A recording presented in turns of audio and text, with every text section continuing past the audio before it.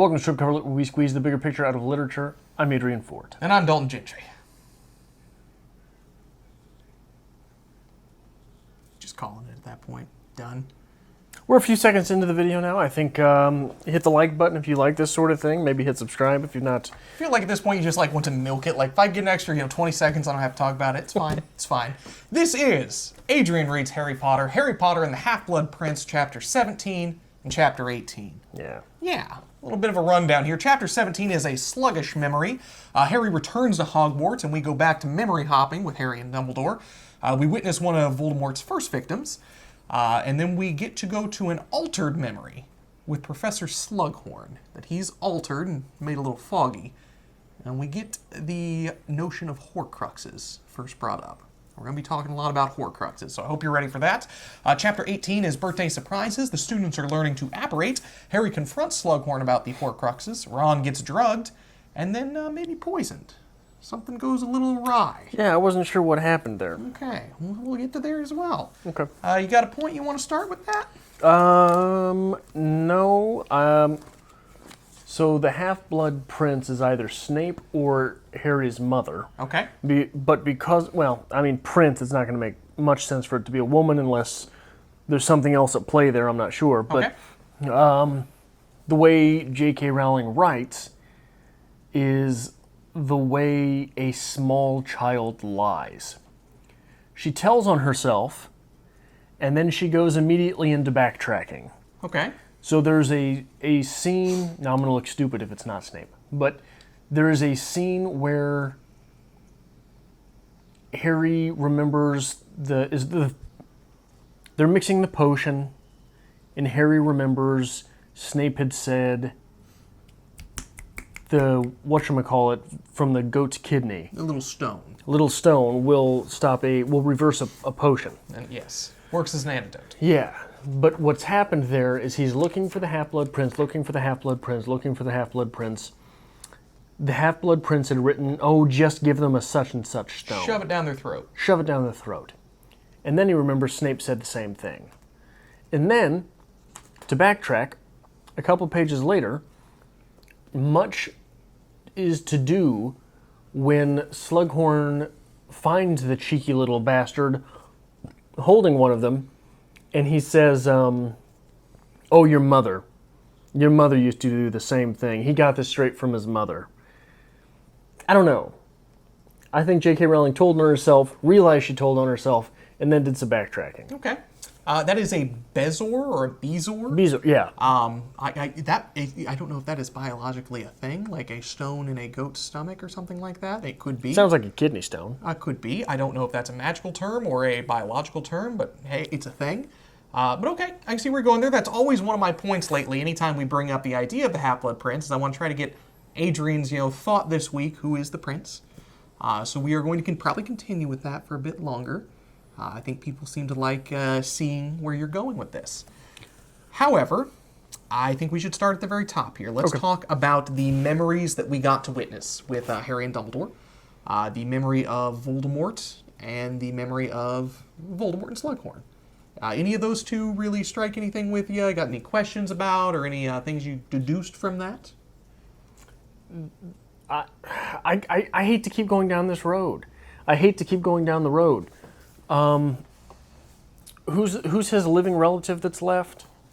Voldemort's living relative? Yeah. In the memory? Yeah. I believe that is like his stepfather, grandfather, something like that. His uncle. But I can't remember his name. Either way, he is made to be just an evil character. Okay. And Voldemort is made out to be just an evil character. Never had a chance. But not to be pitied. Okay. Merope, however, who was raised in the same environment, has excuses, is a victim. This is Morphin, Marvolo's son. Yeah, Morphin. Morphin is, yeah, that was the big dumb guy, right? Okay. From the very first memories. He's just awful. Just terrible. Living in squalor, just a terrible person. But Merope was a tragic case of the victim. Okay. They had the same upbringing. where is the impetus on one to change but the other not? Where's the defining line for those Yeah. two? Okay. It appears to be gender. Okay. We've had a lot of issue with gender in Harry Potter recently. Right. Where So, along the same line, Hermione gets her feelings hurt and attacks Ron with the birds. yes. Literally pecks his face up, right? Like he's got injuries from that. I believe it was the previous book, Harry and Ron attack Malfoy because they got their feelings hurt. Okay. And it was just, oh, the boys can't control their feelings. Okay.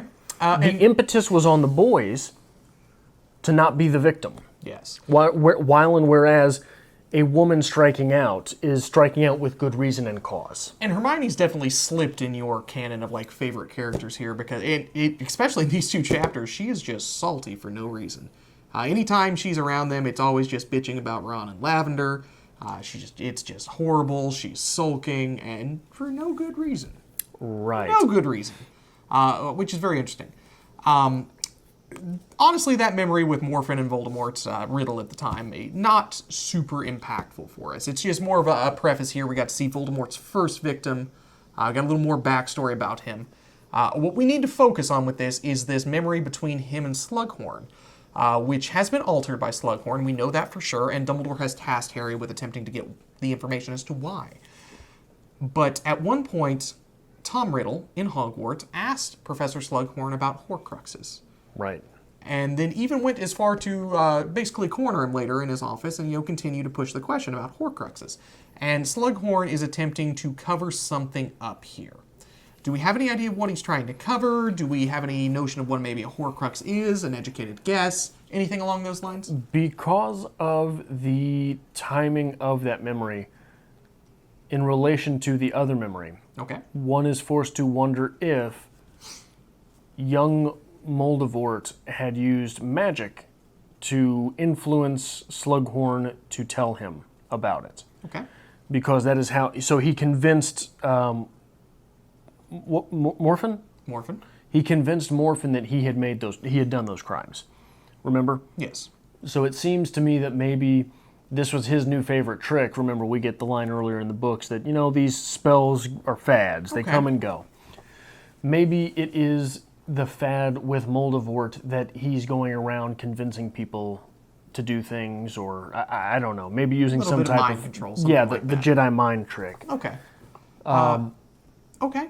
I can see that there. Do you have any idea what a Horcrux is? Now, Hermione spent a lot of time in the library. They keep researching things, and they can't figure it out. There's nothing mentioned about Horcrux. They assume it's some form of very dark magic that's just I thought there was one in the book with the Triwizard Tournament. Okay. I thought there was a mention of one then. I don't remember knowing what it was. Okay. But the thing that stands out to me thematically is the fact that it's not about the Horcrux. It's about mind control through deletion, right? Okay. Not letting people. So you want to socially edit things. Like how do you? It's silencing. It's removal of the freedom of speech. Again, they're trying to just remove things by not allowing people to talk about them, which is not the way things work. Okay. In the real world, it's not the way things work. It seems to have worked in these books because the kids can't find anything on it. But all right. Well, we'll see where that goes, where that progresses. I mean, obviously, since it's mentioned twice in both chapters, and that's kind of the motion of the chapter here, it's going to come back, and it is going to play an important role in the Harry Potter universe. So we'll figure out more about that later. Any idea what is going on with Draco? I know I didn't mention that in the breakdown, but basically on the Marauders map, Draco is disappearing from time to time.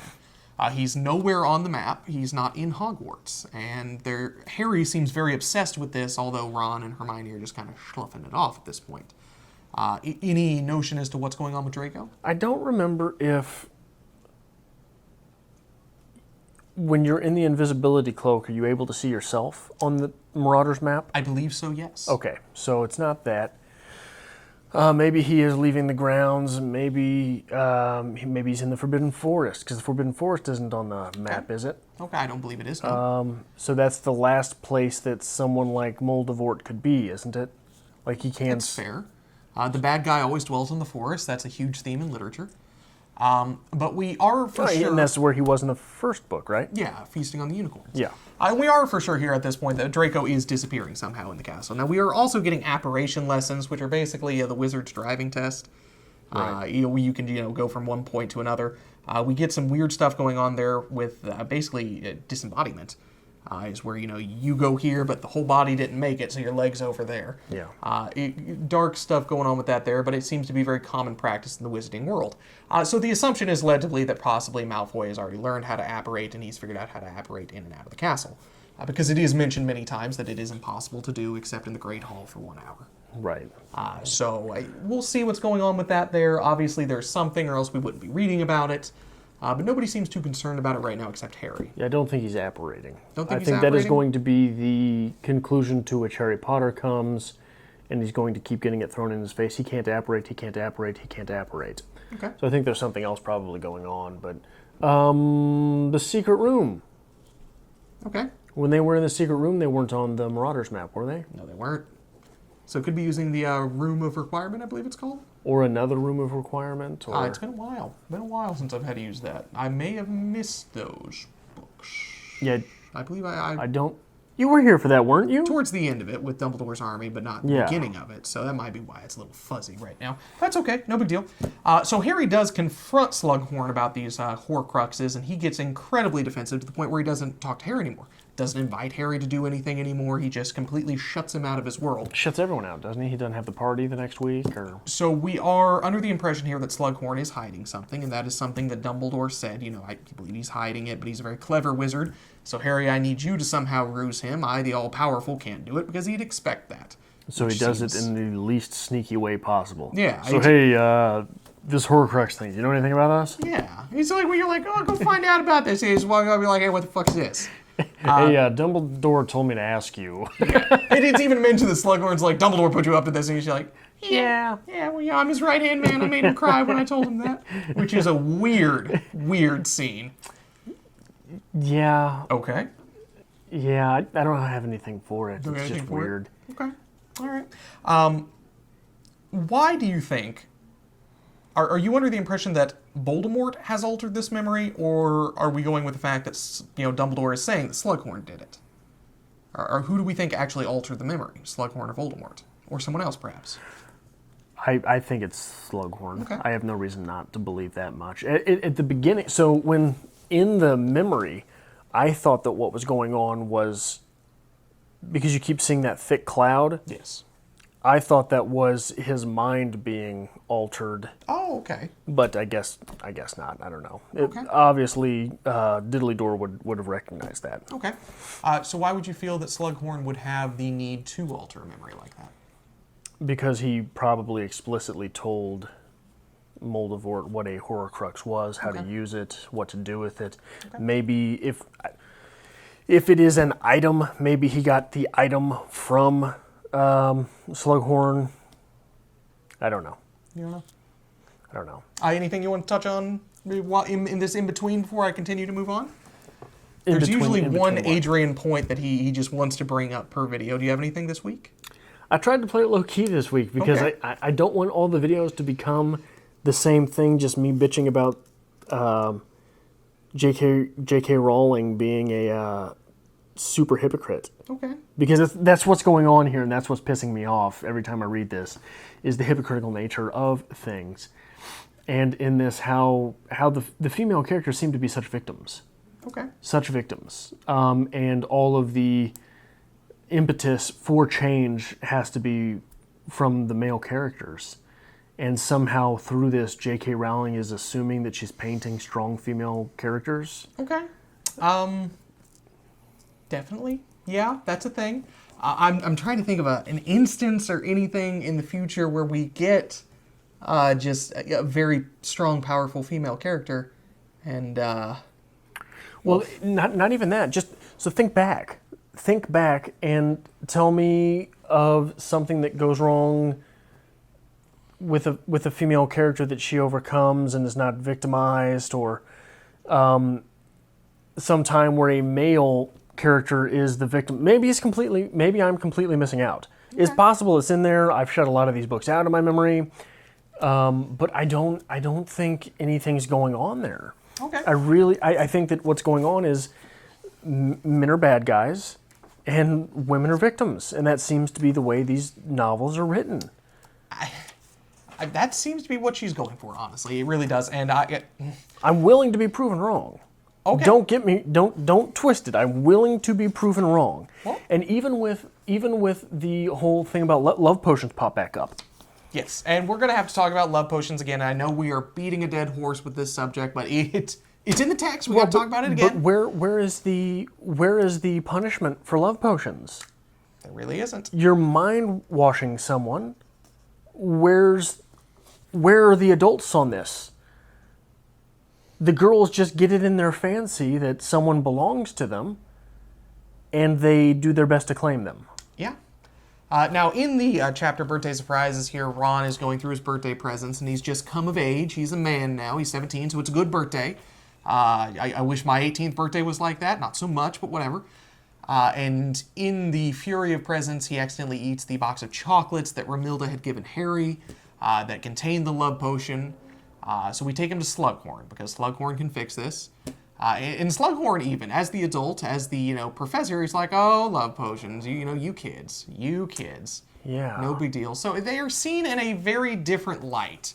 At a literature level and a textual level, it's some dark matter with these love potions here. But in the wizarding world, apparently it's just fine and dandy. No issues, no big deal. Well, that sounds like rape culture. You kids and your crazy yo-yos and all this and hula hoops and love potions. Yeah. But anyway, the love potions apparently get stronger as they sit. Like alcohol. Good point. God damn it, I didn't think about that. But yeah, they age well, those love potions. But we take Ron to Slughorn immediately to get him fixed. And it's no big deal. It's an easy remedy. So we get it taken care of. And basically, Slughorn says, the best thing to fix a little love potion is a little hair of the dog. How about a bottle of booze? And we give him a bottle of mead that he was saving for Dumbledore, and something goes awry. So is that what Malfoy's done? Malfoy has poisoned the mead that Slughorn was going to give to Diddledore? You think that's what it is? Maybe. Okay. I don't know. I'm really struggling to care. And I know that sucks. I know that sucks to see. You've invested 17 minutes in this video and the person you're watching says it's hard for him to care, but it really is. Okay. And I don't know how so many people do. I really don't. I can't figure this out. Pop culture phenomenon, Harry Potter. Now, I will say, this book I enjoy this book. There is the ending portion of this book, which we are moving into. We are, I believe, well over half at this point here. Yeah, we're coming up on the 66% mark. We are getting there. There are some things that are set into motion with this book that change the wizarding world in general. Some things that, maybe Adrian saw them coming. That's fine. But when reading this as a kid, holy shit, I didn't see it coming. And this sets the pace for the next book. And the next book is incredibly different. I know you complain every time we read Harry Potter, it starts out the same. We're at the Dursleys' house, we go to Hogwarts, something bad happens, Harry saves the day, we go home. Then we go to the Weasleys' house. And we always stop by the Weasels. Then we go to school. God damn it, I call them the Weasels. You sure did. But the next book is very different. We are going to get some very dark stuff going on towards the end of this year. Next book is the last one. We are going to get some very dark stuff coming up in the later chapters of this book here. That, honestly, it was dark enough that when the movies were coming out, I know a lot of the people who were reading this book were very concerned that the movies might get an R rating. And then you couldn't take a kid to see it. You can't take a kid to see an R-rated movie. But that was a genuine Does it have concern. to do with the love potions? No. Because that R rating is... Yeah. That's a hard R. That's a hard R. That's the pirate R. Yarr. But we're coming up on that, and I don't know. I hope maybe there's just something that you can sit down and say, like, all right, that wasn't bad, or, it was enjoyable to see, or, you see how this is going to change things. Just some kind of worth from this, hopefully. I would hope. I mean, we've got to be coming up on 6 books. We've got to be coming up on 3,000 pages of literature. Not at the end of this one, because the first one was short. We've got to be coming up on 3,000 pages of literature. And nothing has been even above par. Okay. I can't tell you how many people I have talked to, mainly in the BookTube community, but other people as well, when I was doing the shows on my own for Harry Potter, that reached out and said that they remember Harry Potter so fondly. Okay. That they're not going to go back and reread them. Okay. I have read quite a few comments of people saying, how you've, changed their perspective on Harry Potter and, you can't believe this was here all along, and, they didn't see it. Whether people agree with your interpretation or not, that's fine. But see, I don't think, with all of the bemoaning and complaining that I've done with this, I don't think that I've made any real reaches. Not necessarily. We try to focus on what is in the text, your reaction to the text. Now, obviously, I'm reaching outside of the text for themes and things. Well, it's necessary with any kind of critical analysis. But I don't think that I am making any leap that would be for which no one would sign on. Okay. Which it would be impossible to sign on. Do you have anything else you want to mention with this? I feel like there was something. I didn't take notes this time. From time to time, 2 chapters is a little hard to stretch out. We used to do 3, but we wanted to focus down on 2, so we make sure we were hitting every point that we could. I can't think of anything particular. The fact that we have Wan and Lav, which I'm sure you just loved. But... Oh. Lavender. Yes. I wonder if this is a love potion that has been put on Wan. You think so?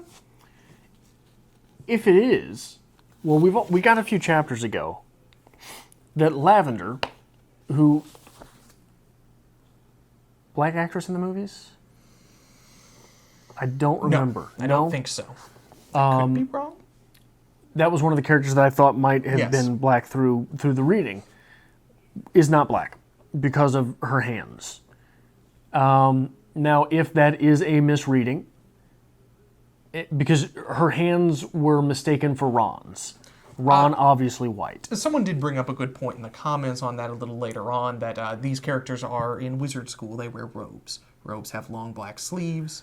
It could have been misinterpreted that, the robes... No, as a writer, when you say hands, you mean visible hands. Okay. Otherwise, you point to the sleeves. Now, if that... First off, that's an excuse. I'm tired of all these excuses for J.K. Rowling. J.K. Rowlands. So that's an excuse. If, however, the interpretation is still that Lavender is a black character, because you cannot call her African American. Okay. Why? English. Yes. Which is a mistake that often gets thrown around in pop culture, because we're talking about actors and actresses that are black. And I've got a whole story on why I say black instead of African American, but I'll get into that some other time. But if Lavender is a black character and used a love potion, you've got one of your only ethnic minorities in the entire series raping. Okay. So... we do have Cho as well. Cho is considered to be the Asian character, but the only Asian character that we're introduced to here. As another ethnic character. That's it. Yeah. I mean, that's it. Explicitly listed as an ethnic character, Yeah. absolutely. Well, but the moment... So, there's a guy who pops up in this one who is noted as black. Okay. The athlete guy, who's a Slytherin. Okay. I can't remember his name. It's Blaze. Okay. Yeah, we talked about that. Yeah. Once you introduce a character as one thing or another, you strip yourself of the right to retroactively claim that one or multiple characters is of that minority, sexuality, any other race, gender, color, creed, Okay. is of anything other than the majority in your text. Do you see what I'm saying?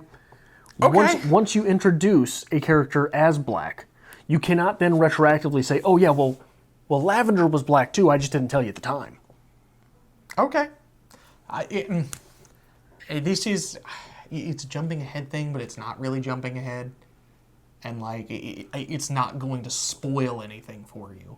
But after the 7th book has been published, like years after, all the books are done, everybody's Harry Potter made Is this the Dumbledore thing? Yeah. Where they, I definitely heard about this. Yeah, where J.K. Rowling came out and said, well, I always envisioned Dumbledore as a homosexual. That's why. Right. I didn't write any homosexuals in literature. It's because it was Dumbledore was homosexual, obviously. And it was just so commonplace, and it didn't need to be mentioned. A, that's one. B, so then we could go through all of, Hemingway was not sexist because I always read Nick Adams as gay. Okay. You can go through and do that with anything. You can go through and do that with anything. So, like, while and whereas I somewhat agree that for a character to be gay in your text, you don't have to show him and his boyfriend. If you are making the point to say said character is gay, you're really going out on a limb to not have some reason for your reader to clue into that when what you're trying to do is represent. Okay. You're trying to have representation in your literature. And if you are trying to have representation in your literature and you did want to write this as a gay character, maybe we're talking about maybe your writing's pretty poor then because nobody got that hint until you decided to say it. Well, but so that's a double-edged sword though, right? Like, how do you write him as gay and have someone get it but not show his sexuality, sexual partner? Does he just dress really well? No, honestly, what are you doing there? Then all you're doing is playing with stereotypes. Okay, interesting. Good debate there, good argument. We're going to get into some more things next week. We're going to continue moving forward. Hopefully we're going to find out a little bit about Horcruxes, who the Half-Blood Prince might be. One of the ways that you could do that, though, is you could show Dumbledore with another man and just not explain it, right? Like, that's one of the ways that people do that is... That's what she claims she did in the first book. With who? With his friend Nicholas Flamel. Did Nicholas Flamel die?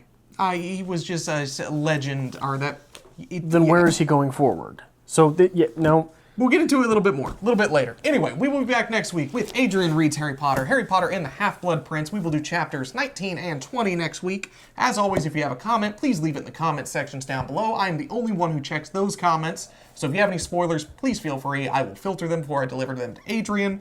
And as always, hit like and subscribe. We always appreciate it when you do. And if you feel like you'd like to help out with Strip Cover Lit, there is a link, as always, to our Patreon in the description below. And I am not going to compel anyone to harass J.K. Rowling on Twitter. I will simply say that she does have a Twitter account and that her books are very faulty.